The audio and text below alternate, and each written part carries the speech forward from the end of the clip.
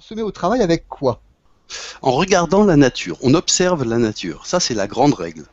Et je me souviens d'ailleurs quand j'ai commencé avec les photocopies de l'édition de 1772, avant qu'il y ait la première édition française en fait, j'étais sous un arbre dans la nature, je lisais, je regardais les nuages, je regardais les insectes et tout, et je comprenais absolument de quoi il s'agissait. La règle, c'est observer la nature. Et dans l'extrait que j'ai cité tout à l'heure, il est bien question de jardiniers et de paysans, et pas de philosophes qui habitent en ville. Vous voyez, Mhm. c'est-à-dire que c'est vraiment un travail pratique qui est très proche, où on est très proche de la nature.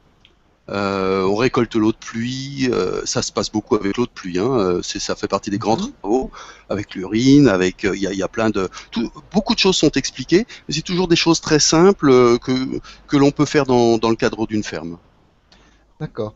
Donc on récolte donc des liquides apparemment, hein, eau de pluie, urine, etc. Et ensuite il y a, j'ai entendu, des cuissons, un travail avec le feu.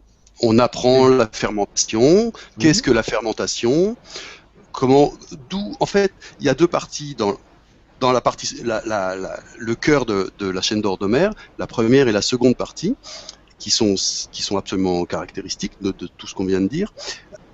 La première concerne la génération des choses, Ouais. comment les choses sont créées, d'où elles viennent, du ciel, de l'empyrée, et comment elles sont créées progressivement, et, et ensuite comment elles se détruisent et comment elles retournent à leur origine. Donc on voit tous ces principes, on voit le processus de fermentation qui est la clé de tout ça, on voit les levures, on voit les choses comme ça, c'est vraiment, ça c'est la base. Une fois qu'on a compris ça, après, toutes les voies alchimiques que l'on connaît, disons, deviennent beaucoup plus claires parce que on sait, on connaît le processus de la vie, de la génération des choses, etc. Vous voyez? Oui. Et ça l'amène à la création de la pierre, je suppose, On puisqu'on ne est parle en pas de alchimie, pierre on ne parle pas de pierre. avant la fin du bouquin.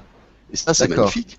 On nous Oui. explique la vie, Mhm. on fait des tas de choses, on fait des tas d'expériences, on nous explique que, ah bah tiens, il y a peut-être des petits insectes qui vont apparaître spontanément dans nos flacons, Mhm. drosophiles. On fait des choses absolument merveilleuses. On va avoir des sels colorés qui vont se sublimer dans notre flacon, etc. Et on ne parle pas de pierre philosophale, dans le sens que je pense que c'est pour ne pas créer d'image mentale qui font référence à une tradition et qui mettent en route un processus psychologique. C'est encore de la pédagogie, mais Et il y a, on enlève le voile complètement. c'est ça. Et On puis en- on se rend compte qu'on est arrivé à comprendre l'origine de la vie et qu'on Mhm. sait l'accompagner, on sait vivre avec. Et ça, si c'est pas la pierre, qu'est-ce que c'est?